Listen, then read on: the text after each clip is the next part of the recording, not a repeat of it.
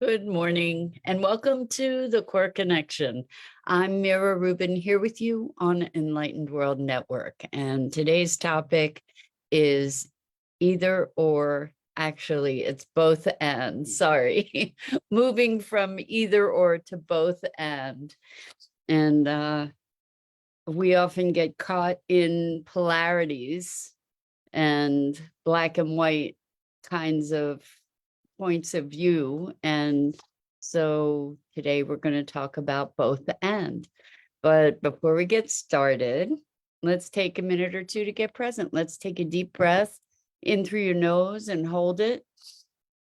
And imagine clean, crisp oxygen flooding into your lungs, flowing into your bloodstream, nourishing all your cells, all your organs, bringing vital life energy to your body and being.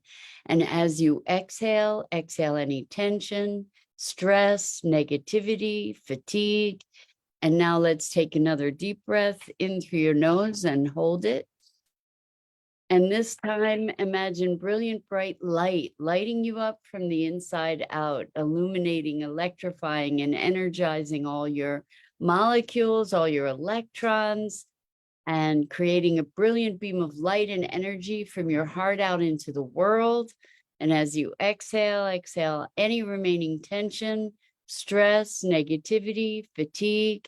And now let's press our palms together and vigorously rub those hands together. Feel the tickling, the tingling, the pressure, the temperature, all those sensations.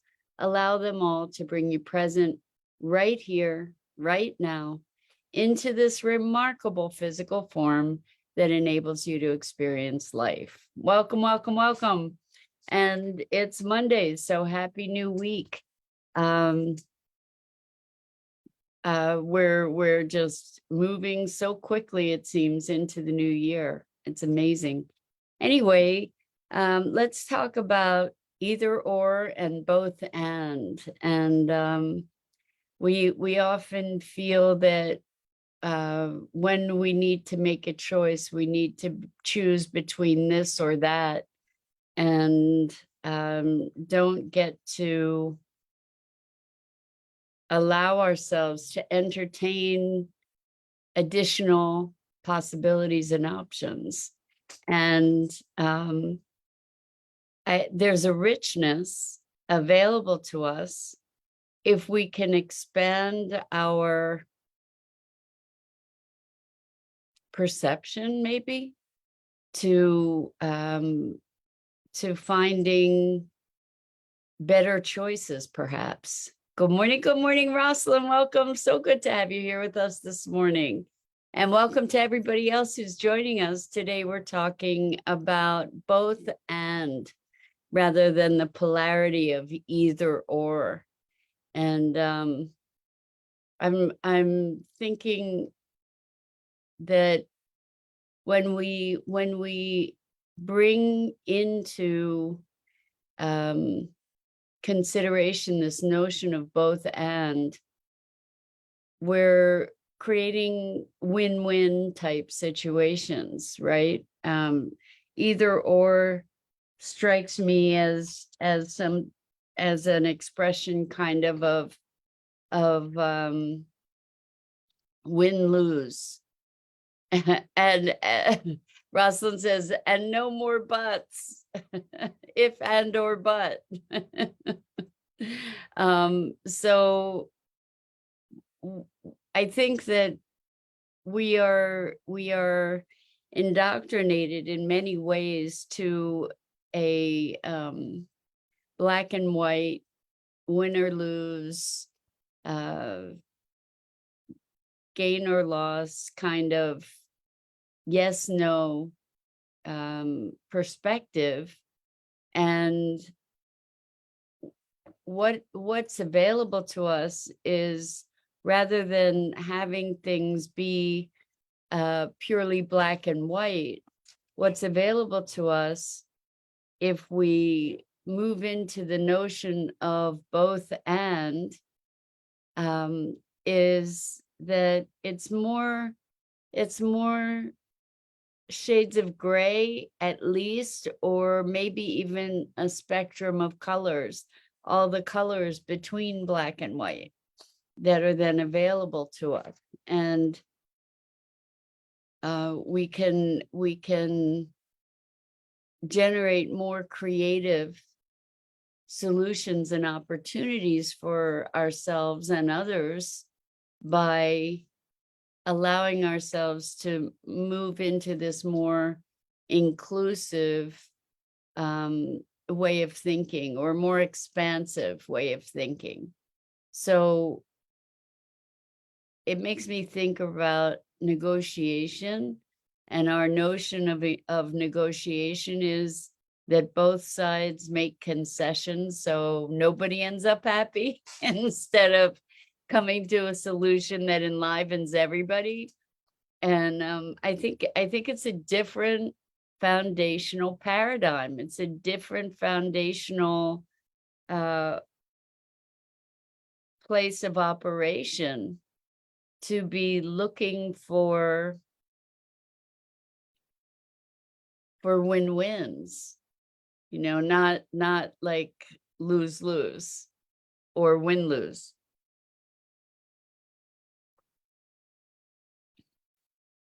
So it's interesting because I was thinking this morning of calling today's conversation the third way. But that has its own implications, and maybe we'll talk more about that later in the week. But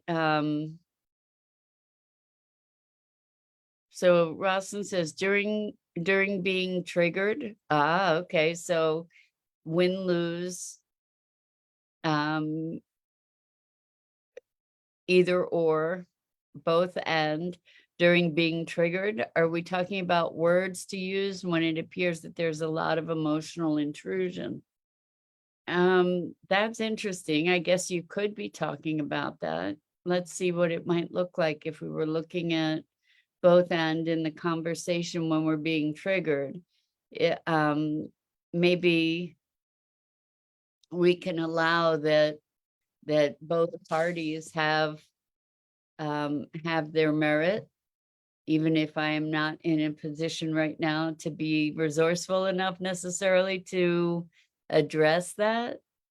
And maybe that can come into play, is noticing I'm feeling really triggered right now, and I'm not, if we are able to speak it, that we're being triggered, then maybe I'm being triggered. I can't hear you right now, and I would like to revisit this with you later when I'm feeling more centered. Maybe that's a both and, to allow for our moment of being triggered, and also to allow for a further opportunity to address the situation. That's a both and, I think, is to say, okay, it's not either or, I'm not talking to you anymore. It's I need a little distance, perhaps.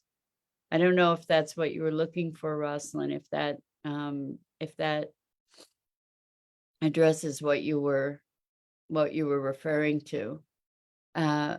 But when there's a difference of opinion, and we've all encountered quite a lot of that, I think, over this past year or two, where their opinions run high, and the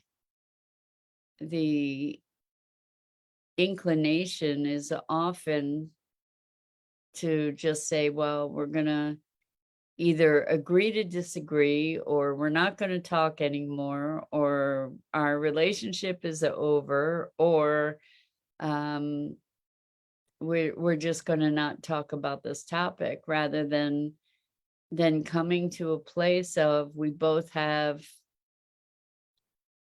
valid considerations in regard to this topic, and maybe we can come to a richer understanding, where we both have valid points. Maybe there is a place, when we step beyond what looks like the conflict to a higher ground, that there is usually a place of agreement. There is usually a place of commonality of values or of intention, that we can then reach some kind of understanding, and we can, it's easier said than done, no question, because we get so attached to our perspectives and our points of view and what we believe is right, and our righteous indignation. However, standing in that righteousness is going to keep opposition.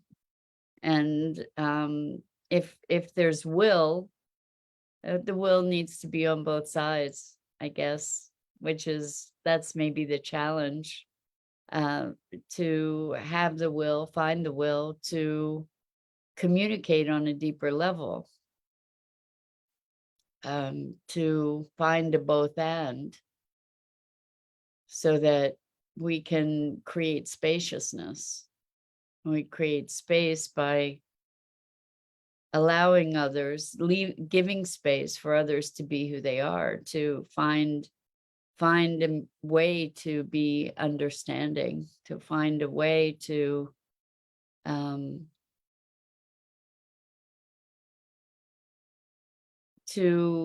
transform the energy, to transform the field of what looks like combatants to a field of communication.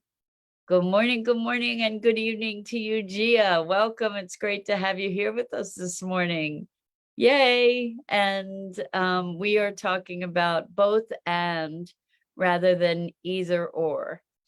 And Rosalind says, putting burden on yourself to accept something. You can't just make yourself accept that. Yeah, I'm not talking about making oneself accept something, because that's not authentic, right? If we're trying to force ourselves contort ourselves into accepting something. What I'm talking about is going to this other place of deeper understanding. So to move beyond the point of conflict, to find some kind of commonality that then recontextualizes the whole conversation. I do believe it's possible. So here's an example. And I know we've talked about this before. I believe we have. An example is, this is from a friend who has an organization that is committed to regenerative farming and recreating the destructive patterns of agriculture to be more functional. And so coming along from that point of view, there are a lot of judgments about practices that are current in agriculture that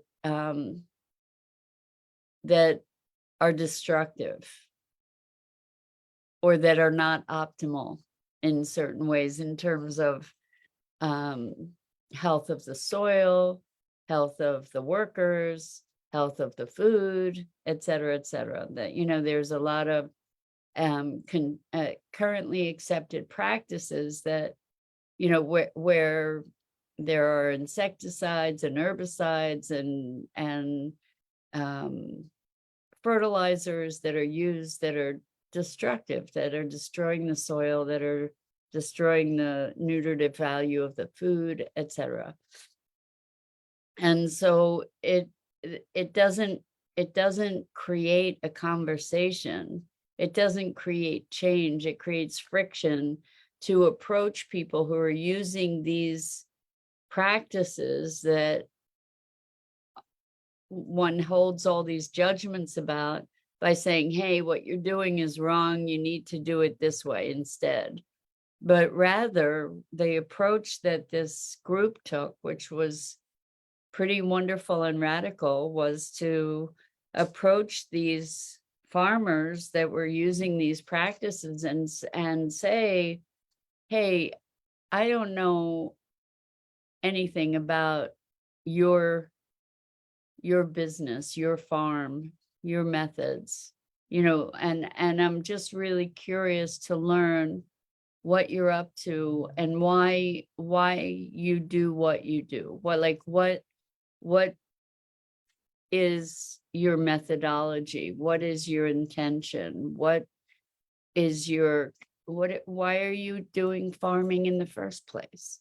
To be going to the question or the people with human concern and respect, to be respecting that these people are making choices that they believe are the best choices, and to be talking with them to understand what their motivating factors are, and to open conversation, and then to be able to, when their values are expressed, then to be able to look at how to bring together these different areas of knowledge and intention to find a way that might be more more healthful for the land and the farmer, and produce the results that they're looking to produce, to be aligned with their commitments. And so it's not a matter of just making yourself accept something, but in this, I told you I took the regenerative practitioner training from Regenesis, and it's called TRP. And one of the things that we were taught is you need to learn to love what you hate. And just that statement can be so activating, so triggering. What do you mean love what you hate? But to pour love in that direction, like to find a way to be present to what's there with a curiosity, so rather than judgment. So this is something that I apply with people in the core connection work too, is when we see parts of ourselves that we judge, that we don't like, that we find shame in. These are parts of ourselves that we're hating, right? That we are exiling these parts of ourselves. And what we can do instead, that's a whole lot more productive, is to approach these parts with curiosity and compassion rather than judgment, to bring love to those parts, to find out what it is they need. So this process of both and, it's like, wow, there's part of me that is really judging these parts of myself, judging myself. There's parts of me that are filled with self-loathing.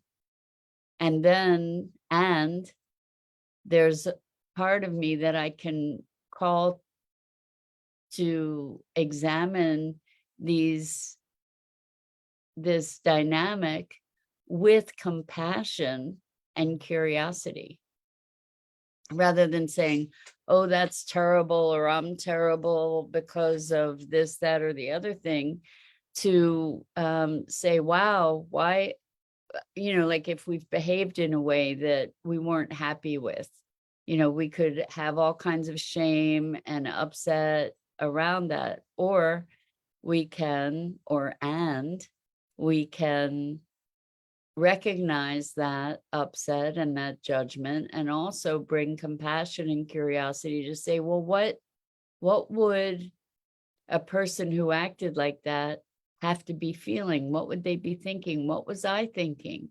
What was underneath that? Where's the wound behind it?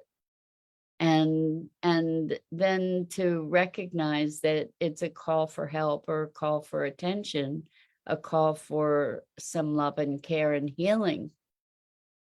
And that's a both and, where we don't have to exile those parts of ourselves. We don't have to create this black and white, like that behavior is just purely unacceptable. Well, that behavior may be unacceptable, and we are not our behaviors. So maybe we get to go look at understanding what generated that behavior, so that perhaps we can create some kind of intervention that heals the source of it.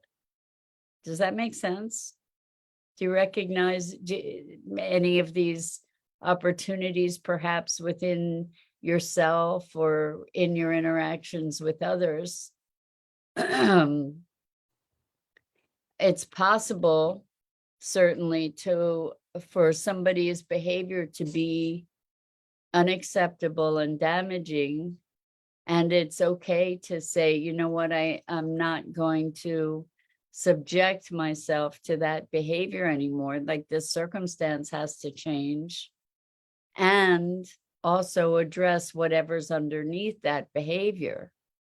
I'm not saying, to your point, Rosalind, I'm not saying accept the unacceptable.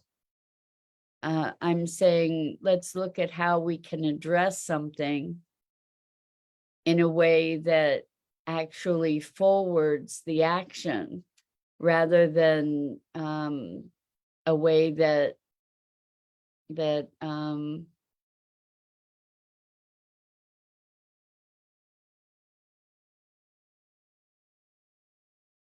that exaggerates the difference, and it's not always, it's not always possible.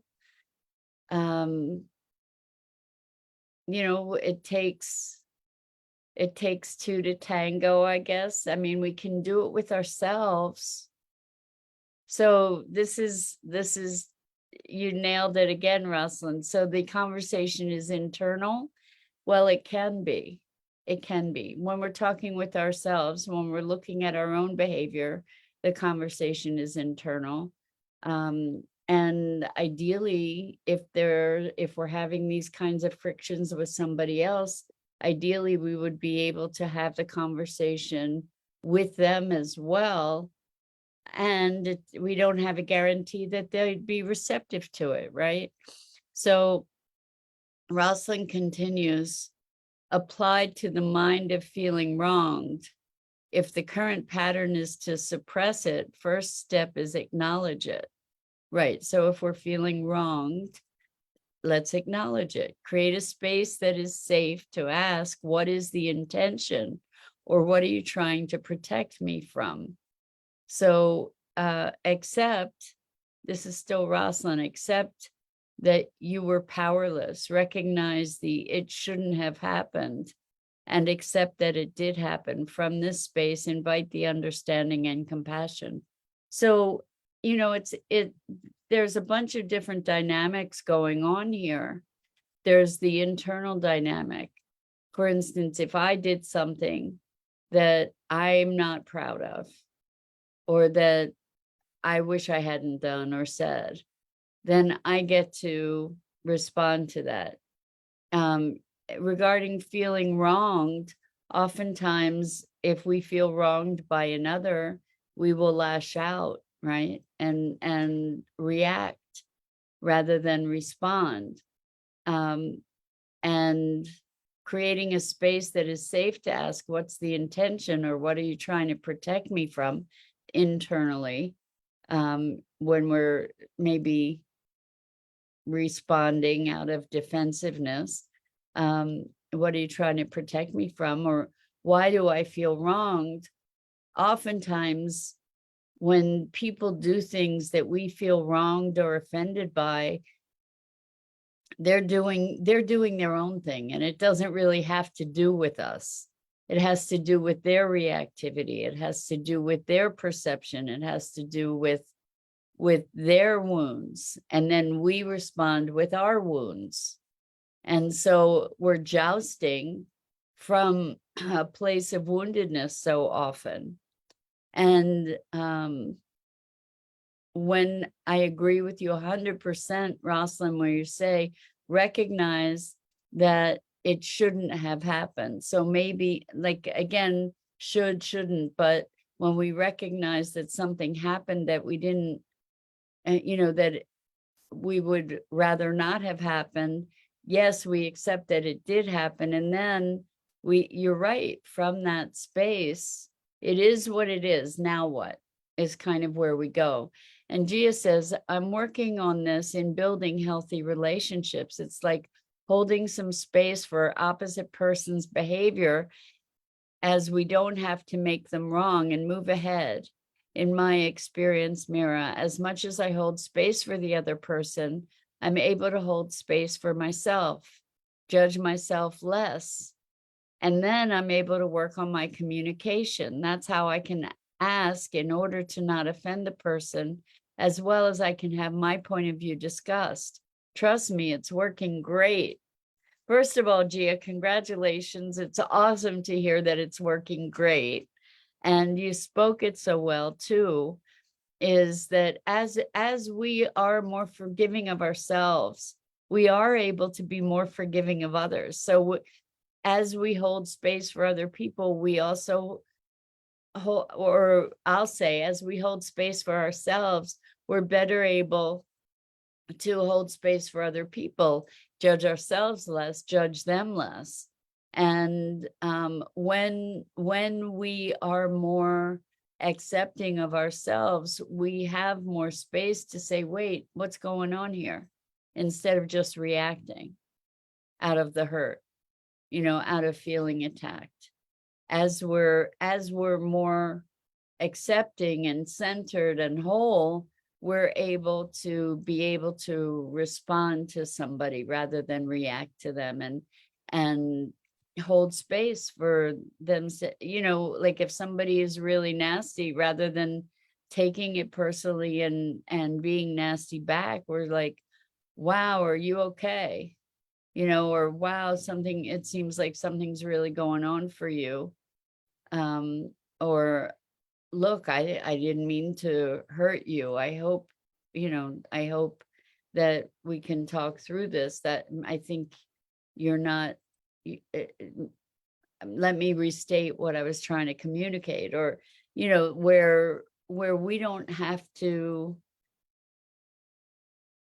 make it into a battle, because that person can't fight single-handedly, really, right? It takes two. So, both and. That's where we can have respect for ourselves. To your point again, Rosalind, about suppressing or making ourselves believe something. It's more like respecting what's going on here, and also recognizing what might be going on there. So Gia says, as long as I don't offend the other person and don't force them to get into defensive mode, if I trigger insecurity or fear in others, automatically there's a disconnection, then that starts a war and no purpose is solved. So the thing is, really, really, while we can be offensive, it's kind of on the other person as to whether they get offended.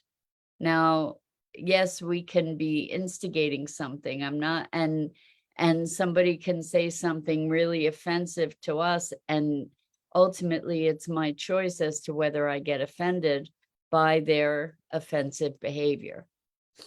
And so it is possible that you can trigger insecurity or fear in others. But the thing is that you don't always know that that's what's going to happen. If you recognize it and it wasn't your intention, then maybe you can speak to that, to say, oh my gosh, I see that you're upset. It wasn't my intention to upset you. You know, that's possible. And ultimately, they're reacting out of their wounds too. So it gets to be kind of a hairy dynamic there, right?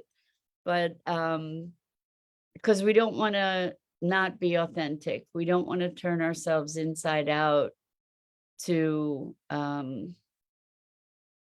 walk on eggshells all the time and try and turn ourselves into something that we're not. And there are ways to say things, you know, like I know when when I feel defensive, that's when the things that I say tend to be more offending. When I feel present and centered, then then I'm better able to communicate, to your point, Gia. So anyway, both and that's what I invite you to look at today, is how to invite both and how to be from that space where it is more spacious. It is more spacious for everybody. And with that, I'm Mira Rubin. This is the Core Connection. And I go live here each weekday morning on the Enlightened World Network Facebook page and YouTube channel, and at 9 a.m. Eastern. And Gia says, I agree with you. There are ways to say things. As long as I'm aware, I'm flexible, and it's a bit easier from there. 100%, Gia, 100%. And so I thank you for your candor. And I just am so grateful to you all for engaging in these conversations, being willing to sort of turn the mirror on yourselves and to grow in this journey with me. I am so appreciative. And I invite you to check out the other awesome programming on Enlightened World Network, EWN One with the Earth, and Enlightened World Living. And until next time, so much love to you.